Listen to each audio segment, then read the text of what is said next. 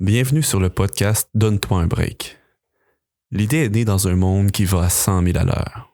Un monde où la santé physique et mentale en prend un gros coup. Un monde qui ne prend jamais le temps de s'arrêter. S'arrêter. Oui, s'arrêter. Parfois même prendre un pas de recul pour pouvoir mieux prendre son élan. Un élan pour avancer. Se donner un break. Quelle bonne idée. Dans un passé pas si lointain, j'ai dû prendre un break. Je peinais pour prendre mon souffle à la surface de l'eau. Une bouffée d'air qui semblait venir rien qu'une fois par jour. Une respiration que je m'efforçais de retenir pour passer à travers de la journée. En 2 respirations, je survivais. Toute la famille devait faire attention pour pas me faire éclater. Je n'étais pas d'une agréable compagnie. Sortir du lit le matin était une corvée. La première pensée excitante de mes journées était souvent celle de ma soirée à venir, quand les enfants allaient enfin être au lit, pour que je puisse m'isoler et prendre une bonne dose de sucreries et de divertissement. Je savais bien qu'il y avait plus à la vie que de seulement endurer ce que je percevais comme le supplice du quotidien en attendant la délivrance du soir. Plus pour mes enfants et ma femme qu'un homme zombie ou colérique avec qui on marchait constamment sur des œufs. Je vous le donne en 1000, j'étais en dépression. Ma 2e en l'espace de 6 ans. C'est pourquoi quand un programme qui parlait de surmonter la dépression s'est présenté, j'ai pris la décision ferme d'y chercher de l'aide. Ce fut un excellent choix. Je ne vous compte pas le soulagement quand la proverbiale joie de vivre est tranquillement revenue. Mais attention, ici, on ne fait pas dans les pensées magiques. J'avais résolu de mettre à l'épreuve les outils qu'on mettait à ma disposition et alors, seulement alors, au miracle, même les tâches quotidiennes se transformaient doucement en source de satisfaction. Chose difficile à imaginer si on ne l'a jamais expérimenté. Depuis quelque temps déjà, dès le matin, j'attends encore impatiemment le soir pour endormir mes enfants. Mais maintenant, ce n'est plus pour enfin avoir la paix. C'est désormais un moment privilégié et paisible qui couronne plus souvent qu'autrement des journées de plus en plus remplies, mais surtout satisfaisantes. Voilà un peu de mon histoire. J'ai goûté à la vie et je l'expérimente de plus en plus abondamment. Des breaks, je m'en donne maintenant au quotidien. Mais je me suis pas seulement donné des breaks. Avec les outils que j'ai acquis, je me suis aussi donné des trucs. Et avec les trucs que j'utilise dans les breaks que je prends, je me suis donné autre chose. Une véritable chance de m'en sortir. De goûter à la vie en toute quiétude. C'est donc sur ce modèle que nous vous invitons, ma femme et moi, à vous donner un break en notre compagnie. Il y a un temps pour tout, un temps pour toute chose sous le soleil. Un temps pour travailler, un temps pour s'arrêter. Il y a un temps pour toute chose sous les cieux. Il y a un temps pour tout, un temps pour toute chose sous le soleil. Un temps pour travailler, un temps pour s'arrêter. Oui, il y a un temps pour tout. Donne-toi un break. On vous souhaite la bienvenue au premier épisode de ce podcast qui s'appelle Donne-toi un break. Et je suis en compagnie de ma charmante épouse, ma femme Vicky. Bonjour Vic. Bonsoir. Bonsoir plutôt. Et d'abord, on a décidé d'offrir ce podcast parce que on a tous les deux vécu avec la dépression, parce que même si Vicky ne l'a pas eu elle-même, elle a vécu avec moi pendant plusieurs années, alors que j'avais la dépression. Puis ce podcast, on l'enregistre à la maison. On l'enregistre, vous l'avez peut-être entendu, en présence parfois de nos enfants. Et on l'enregistre à la fin de notre semaine. Pourquoi? Parce que nous aussi, on a notre semaine dans le corps et puis on veut s'approcher le plus que possible de l'authenticité. Et c'est bien beau avoir une vie de quiétude, une vie paisible, quand on n'a pas de brou dans le toupette. C'en est une autre quand on est tout le temps sollicité, pendant toute la semaine, moralement, émotionnellement, physiquement. Et c'est pour cela qu'on va se donner un rendez-vous à chaque semaine pour pouvoir, avec vous, premièrement, prendre un break, Deuxièmement, se donner des trucs que j'ai appris dans le séminaire Surmonter l'anxiété et la dépression. Et aussi, on va finalement se donner une chance. Parce qu'on a tous besoin d'inspiration, on a tous besoin de courage et on a tous besoin de paix. Alors aujourd'hui, pour le premier segment dans lequel on se donne un break, on va faire un petit tour d'horizon avec ma femme et moi pour vous parler un peu de notre expérience. Puis on sait que c'est quelque chose qui est tellement personnel, quelque chose comme l'anxiété, la dépression, on parle de stress. Ben on l'a vécu de l'intérieur. Votre histoire est peut-être pas la mienne et la mienne n'est pas la vôtre. Sauf qu'on peut se tenir ensemble puis on peut s'entraider. Puis aujourd'hui, Vicky, moi je te lance la première question. OK. Quelle est-elle? J'ai eu 2 dépressions depuis les dernières 10 ans, on va dire, depuis qu'on est mariés. Mm-hmm. Comment t'as vécu ça? Je trouvais ça difficile. Je te dirais que je savais pas trop avec quoi j'avais affaire là, quand je te voyais changer, c'est-à-dire te transformer en Dr. Jekyll. Non, mais blague à part, je trouvais ça un petit peu difficile parce que je savais pas trop sur quel pied danser. J'avais l'impression toujours que c'était moi qui était fautive ou qui causait tes changements d'humeur ou j'avais l'impression d'être je me rendais responsable de ta situation jusqu'au jour où est-ce qu'on a appris que c'était la dépression. Mm-hmm. Puis ce que j'ai envie de dire aussi, c'est à ce moment-là, ça allait pas au travail. On parle de la première fois que j'étais allé en dépression, puis on a décidé de consulter, puis on était allé à l'hôpital à ce moment-là pour prendre un rendez-vous. Puis en fait, le médecin m'a référé à un psychiatre. C'est puis ça. après quelques questions, le psychiatre en a déterminé que j'étais en dépression, bel et bien en dépression. Je pense que c'est un point intéressant à soulever parce qu'il y a des gens qui nous écoutent qui vont se dire, mais est-ce que moi je suis en dépression? Mais il y en a qui peut-être seulement vivent de l'anxiété. Mm-hmm. Ben écoute, c'est sûr que nous, on n'est pas des spécialistes de la santé dans ce qui a trait à l'anxiété et la dépression, si ce n'est qu'on a une expérience personnelle sur le sujet. Puis, mais en même temps, puisqu'on est dans le premier épisode, Vicky, tu peux nous dire qui tu es, dans le fond, en même temps? Puis moi, je vais peut-être faire la même chose aussi pour que les gens sachent, même si on n'est pas des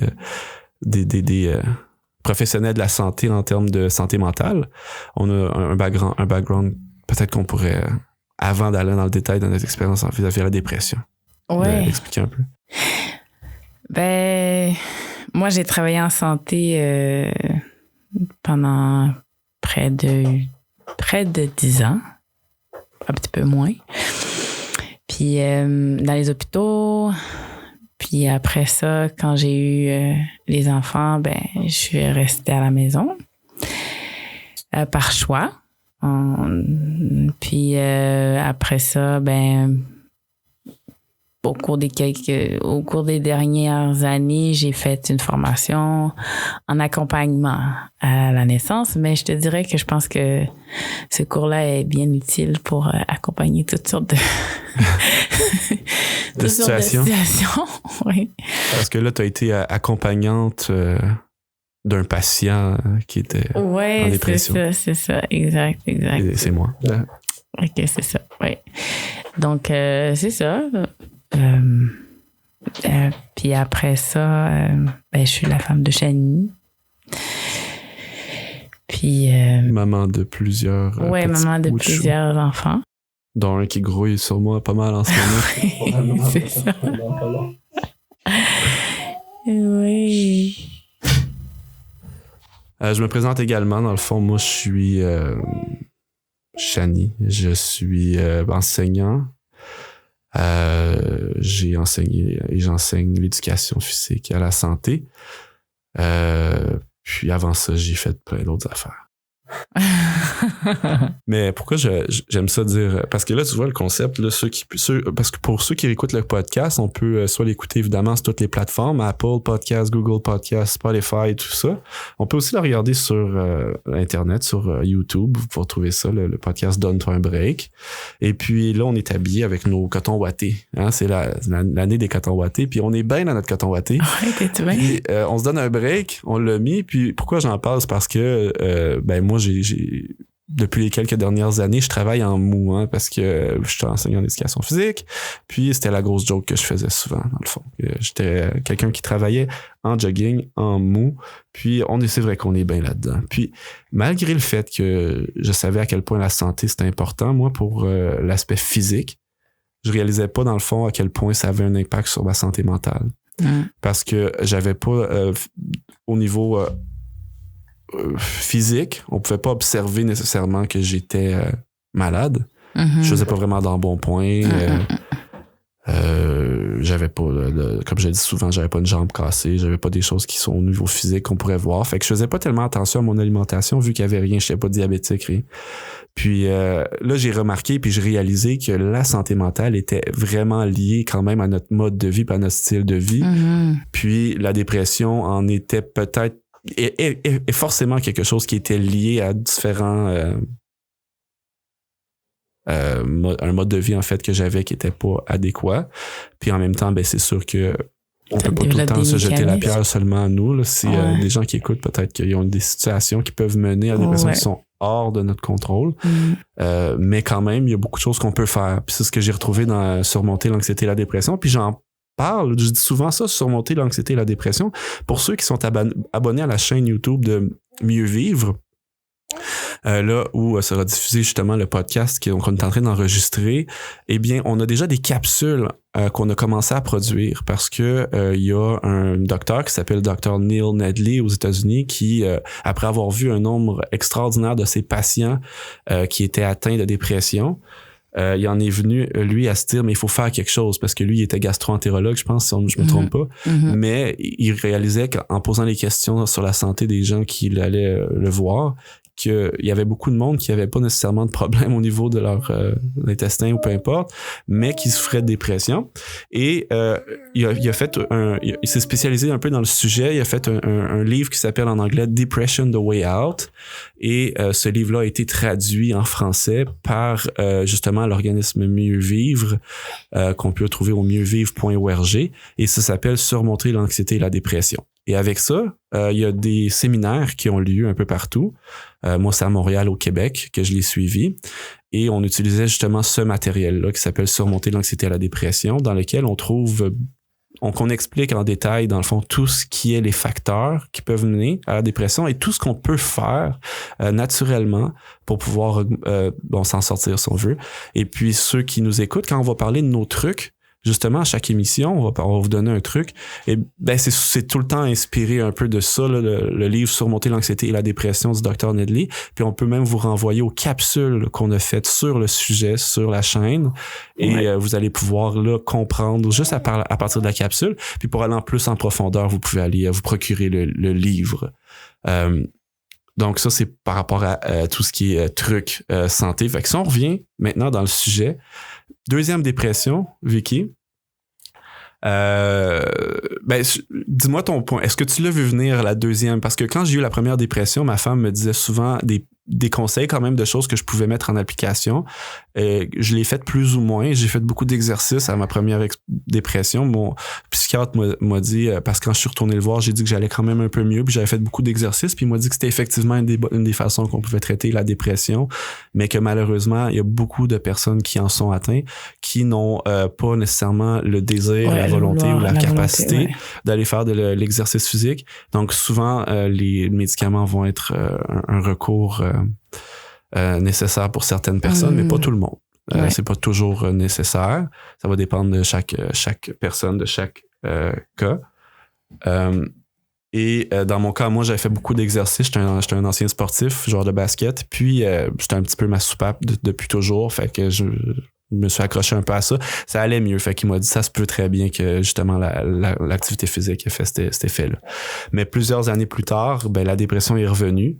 Et puis, là, à ce moment-là, moi, je l'avais pas saisi tout de suite. Toi, est-ce que tu l'avais vu que j'étais en dépression avant que moi, j'avoue que je sois en dépression? Non, mais je voyais des comportements similaires. Je te dirais... mais en fait, moi, je pensais, je savais pas trop c'était quoi, mais je savais qu'il y avait quelque chose qui clochait.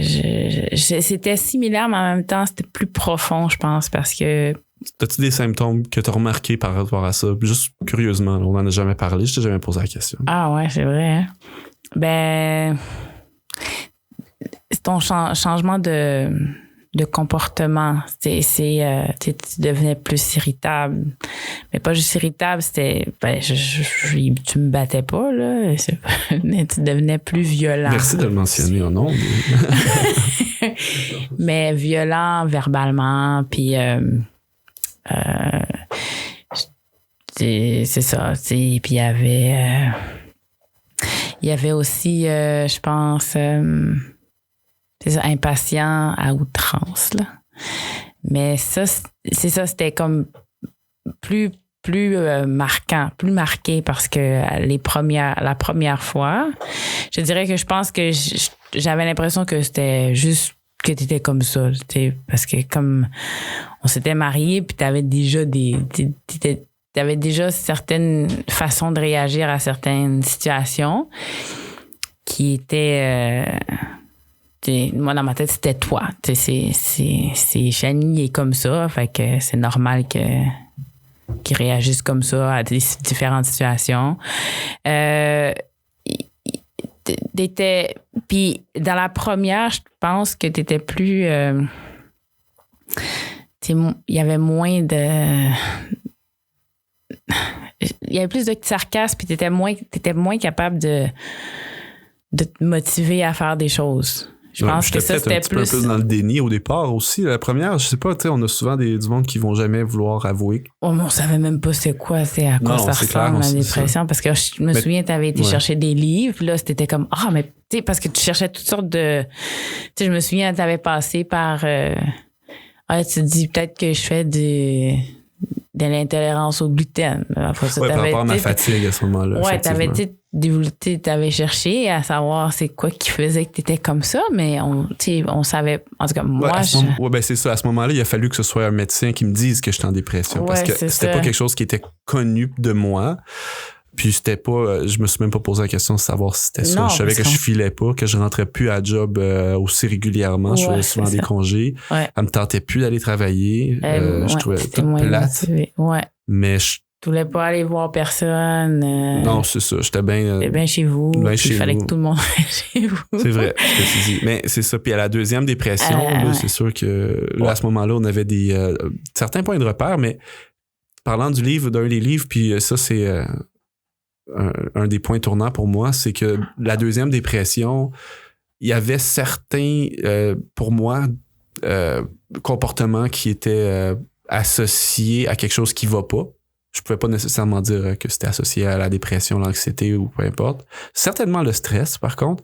Exemple, comme j'en ai parlé dans l'entrée d'émission, manger des rangées de biscuits sur rangées de biscuits le soir après le souper, puis après que les enfants soient allés au lit. Ouais, mais nous, en tout cas, moi, je pensais que c'était, Chani est comme ça, il a fait ça toute sa vie avec oui, mais c'est vrai, parce que c'est une habitude qui venait de loin. Effectivement, j'avais toujours fait ça, mais tu sais, là, c'en était pas juste la question de manger les biscuits et de manger un deuxième souper de cochonnerie après. C'était surtout au fait que aussi la famille était comme rendue un obstacle pour moi à avoir un break réel de juste comme relaxer, puis tu sais vraiment je trouvais pas aucun plaisir dans mon quotidien finalement. Le quotidien c'était juste je suis obligé de passer à travers pour que le soir je vais pouvoir enfin avoir un break, puis là on se donne une autre sorte de break dans cette émission là, puis on va en parler parce que c'est des fois on se dit je vais me donner un break puis je vais me gâter, mais en même temps se donner un réel break c'est pas exactement ça, puis on va en parler à la fin de l'émission d'aujourd'hui. Puis de toute façon, on a bien des émissions pour en parler parce que on va continuer les prochaines semaines. Et pour ça, pour dire que il y avait de toute évidence quelque chose qui marchait pas par rapport à mon irritabilité, le goût d'être tout seul, puis de juste comme me divertir, manger un peu de malbouffe. Là. Ouais.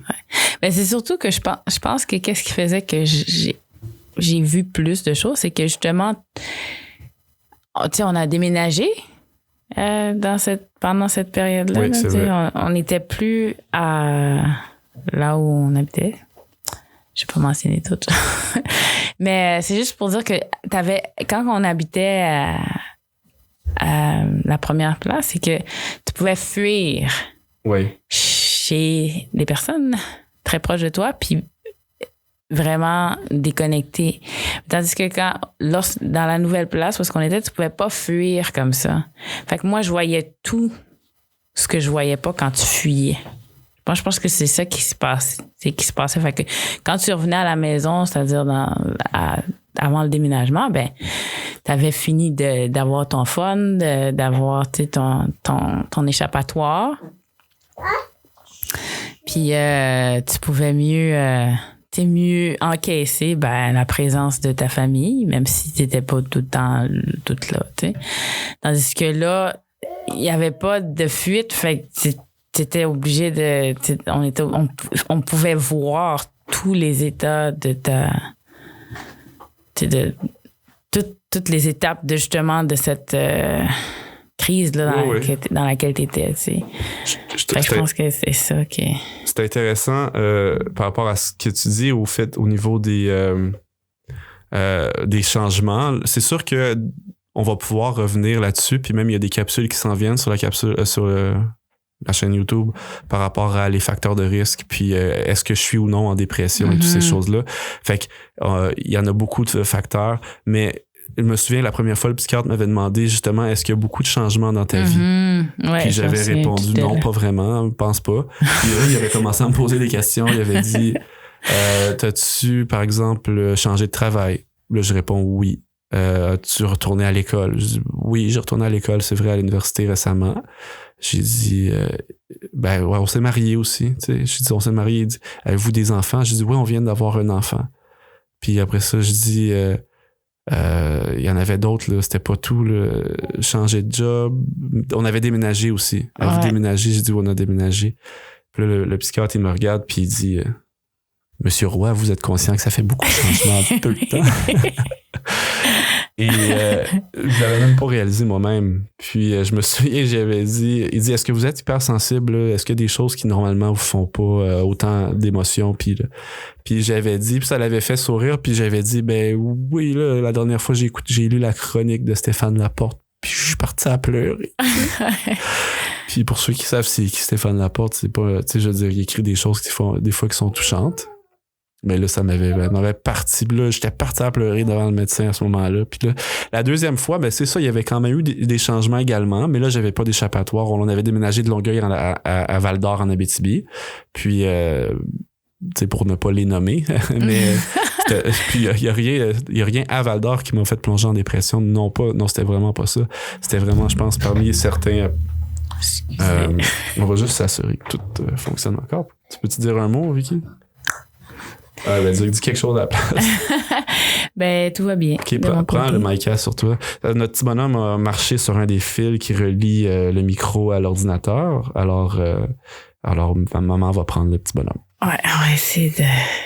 OK. C'est cool. Alors, on tire vers notre fin de l'émission. De toute façon, il nous reste plus que 4 minutes. Alors, on va en garder pour les prochaines fois. Là, on serait rendu parce que... Les trucs, on a parlé un peu de ce qu'on va faire, un peu la structure de nos émissions à chaque semaine. Fait que ça vous donne une idée.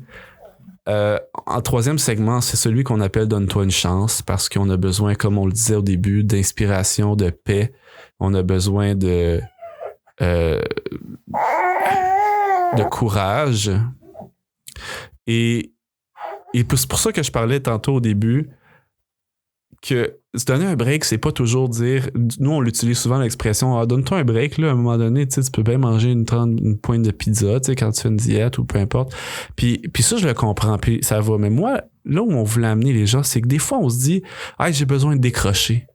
J'ai besoin de décrocher. » Puis pour décrocher, on fait toutes sortes de mécanismes, on fait toutes sortes d'activités.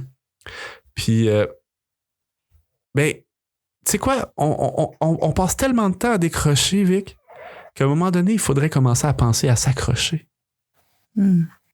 Parce que si tu fais rien que décrocher à toutes les fins de semaine, puis qu'à chaque fois que tu as besoin d'un break, ce que tu fais, c'est que tu décroches. Ben à un moment donné, là, si tu n'as plus rien qui te retient, tu es en train de tomber. Fait que c'est quelque chose que j'aimerais appeler les gens qui écoutent aujourd'hui à faire. Commencez donc à vous accrocher. Et puis, pour le segment aujourd'hui, je vais vous laisser au soin de ma femme qui va nous bercer au son d'une chanson qui, je le souhaite, va vous donner un peu de courage en cette semaine et qui saura vous bercer et vous encourager à vous accrocher. I'm only human. I'm just a woman. Help me believe in what I could be and all that I am. Show me the stairway I have to climb. Lord, for my sake, teach me today, one day at a time. One day at a time, dear Jesus. That's all I'm asking from you. Give me the strength to do every day what I have to do. Yesterday's gone, dear Jesus, and tomorrow may never be mine. Lord, for my sake, teach me today, one day at a time. Lord, for my sake, teach me today, one day at a time. On vous remercie d'avoir été des nôtres pour cet premier épisode de Donne-toi un break. On vous invite à aller visiter le site web mieuxvivre.org pour pouvoir trouver des détails sur tout ce dont on a parlé aujourd'hui. Et aussi pour pouvoir trouver comment vous abonner au podcast. Et en terminant, j'aimerais vous rappeler que si vous êtes à l'écoute et que vous avez des problèmes de santé mentale, d'anxiété, de dépression, souffrez beaucoup de stress, demandez de l'aide. C'est la chose la plus importante. Et si on demande de l'aide, ça démontre une force de caractère et non pas l'inverse. Merci d'avoir été là. Merci, Vic. Ça fait plaisir. Et merci à nos petits techniciens en studio qui se sont fait aller. Pour ceux qui le regardent sur YouTube, vous allez probablement apercevoir nos enfants qui nous ont grandement aidés aujourd'hui dans la réalisation de cette émission. Merci. À la prochaine. Travailleurs, voici le soir, la tâche est finie et déjà brille au ciel noir une étoile amie. Auprès des tiens, viens goûter un repos bien mérité et reprends courage pour ton rude ouvrage.